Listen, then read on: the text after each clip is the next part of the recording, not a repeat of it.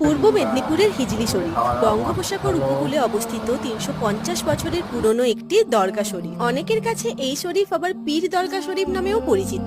আজ আমরা রয়েছি এমন একটা জায়গায় যেখানে জাতি, ধর্ম, বর্ণ নির্বিশেষে সব মানুষ আসতে পারেন এবং নিজের ইচ্ছে পূরণ করতে পারেন। কন্টাই থেকে ২৫ কিমি দূরে আর কলকাতা থেকে ১৫০ কিমি দূরে এই শরীফটির পেছনে আছে গোটা একটা ইতিহাস। ৩ শতকের বেশি পুরনো এই শরীফ গড়ে উঠেছিল হুজুর তাজ খান রহমাতুল্লাহ তাআলা, যিনাকে অনেকে মসনাদি আলা নামেও চিনে থাকেন তার স্মৃতিতে। ইতিহাসের পাতা উল্টে জানা যায় একসময় হুজুর মসনাদি আলা বিশাল সাম্রাজ্যের অধিকর্তা ছিলেন, কিন্তু কালক্রমে তার কিছুই আজার নেই। প্রত্যেক বছর বাংলা ক্যালেন্ডারের চৈত্র মাসের প্রথম শনিবার সারা রাজ্য থেকে মানুষ এই দরগা শরীফে আসেন দোয়া বা পুণ্য লাভের উদ্দেশ্যে। এখানকার প্রচলিত প্রথা অনুযায়ী দর্শনার্থীরা খুরমা নামক প্রসাদ সামগ্রী ও ধূপ নিয়ে এই শরীফে দর্শন করেন। আর এখানে এলে ইসলাম ধর্মের প্রচলিত প্রথা অনুযায়ী আপনি এই মাজারে চাদরও প্রদান করতে পারেন। এই শরীফে এলে আপনারা মূল মাজারের পাশাপাশি আরো অনেক মাজার বা কবর দেখতে পাবেন, যা হুজুর মসনাদি আলার পরিবারের সদস্যদের মাজার। আর এই শরীফের মধ্যেই রয়েছে একটি জলাধার।